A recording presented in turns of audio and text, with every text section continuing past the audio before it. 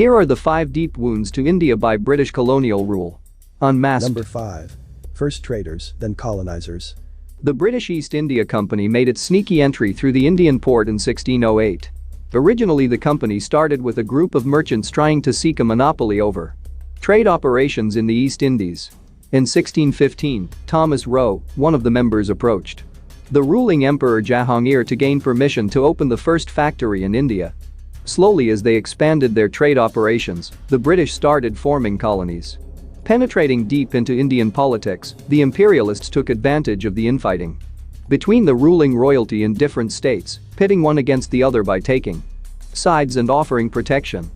To monitor the activities of the company, the British government installed the first Governor-General of India, Warren Hastings, who laid the administrative foundation for subsequent British consolidation. After the Indian Sepoy Mutiny of 1857, the British government assumed full control, dissolving the trading company. Imperial rule destroyed India's local handloom industry to fund its own industrialization. The raw materials from India were taken to the UK and the finished products were sent back to Indian markets and other parts of the world, leaving the Indian handloom industry in shambles and taking jobs away from local weavers. India, that was one of the major exporters of finished products, became an importer of British goods as its world share of exports fell from 27% to 2%. At beginning of the 18th century, India's share of the world economy was 23%, as large as all of Europe put together, but by the time the British were kicked out of India in 1947, it had dropped to less than 4%. Number 4. Stole from the language of the oppressed. Imparting the English language was a colonial instrument designed to help the British Empire oppress the Indian masses. The strategic decision by the East India Company was made to create a class of Indians who could act as a bridge between the millions of Indians who didn't speak the language. Secretary to the Board of Control Lord Macaulay, in a nasty 1835 minute on education, urged the Governor-General to teach English to a minority of Indians, reasoning, "We must do our best to form a class who may be interpreters between us and the millions whom we govern, a class of persons, Indians in blood and color, but English in taste, in opinions, in morals and in intellect." In their 200 years of rule, the British couldn't help but steal words from local Indian languages that are now part of the English vocabulary. Ironically, one of the first words that they took was lewd, equivalent to plunder. According to the Oxford English Dictionary, the word was rarely heard outside the plains of North India until the late 18th century, after which it became a commonly used term across the UK. Some other common words stolen from the subcontinent include bungalow, cheetah, juggernaut, maharaja, nirvana, pundit, thug, veranda, pajama, shampoo and bangle, among others. Number 3. Indian railways, dogs and Indians not allowed. In 1843, Governor-General Charles Hardinge said the construction of railways would benefit the empire and help with the commerce, government and military control of the country. The railroad was paid by Indian taxpayers. The British shareholders claimed the investments guaranteed massive returns. The colonizers were only interested in exploiting India's natural resources as they transported items such as coal, iron ore, cotton and other natural resources to ports for the British to ship home to use in their factories. Indians were prohibited from riding in first-class compartments in the trains that they helped build even if they could afford it. As the first compartments were labeled as dogs and Indians are not allowed, thousands of Indian workers died during the construction of the railroad. Number 2. How the British Empire starved India. The Bengal famine, also referred to as the man-made famine between 1943 and 1944, claimed over 4 million lives and is said to have been engineered as part of an unsympathetic and ruthless economic agenda.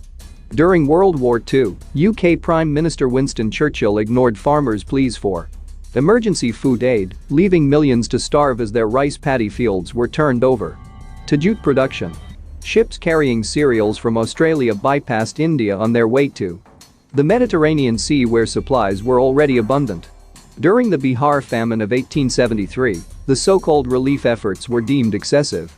The British didn't intend to end the misery caused by the famine, but instead devised a strategy to prolong the starvation. The people suffering the famine, in what the empire called the distance test, were made to walk over 10 miles to and from the relief works. The food provided at these slave labor camps, where the annual death rate was 94%, was less than that provided at the Nazi concentration camp Buchenwald. Number 1. The imperialist policy of divide and conquer. The British Empire adopted the age-old political strategy of divide and conquer throughout their colonization of India. The occupiers used the strategy to turn locals against each other to help them rule the region. Whenever the British felt threatened by Indian nationalism and saw it growing, they divided the Indian people along religious lines. In 1905, Viceroy of India Lord Curzon partitioned Bengal, dividing the largely Muslim-dominated eastern section from the Hindu-dominated western part. But the strategy didn't last long, as Bengal was reunited in 1911. After oppressing India for 200 years, draining its wealth and filling their own coffers, the UK ripped the Indian subcontinent into pieces just before they finally left.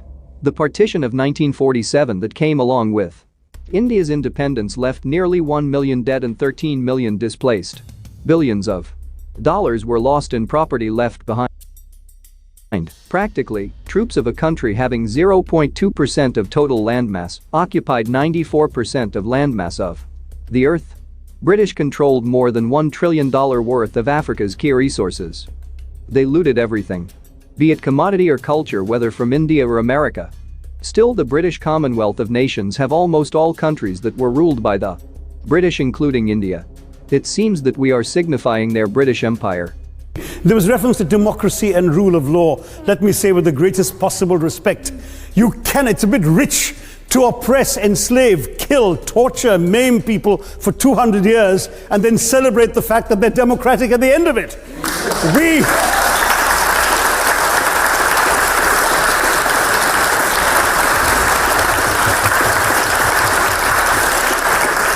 We were denied democracy, sir. We had to snatch it, seize it from you. If you feel that British colonial rule was the darkest era of India, like, share and subscribe. If you know more evil deeds by Britishers, comment below your thoughts.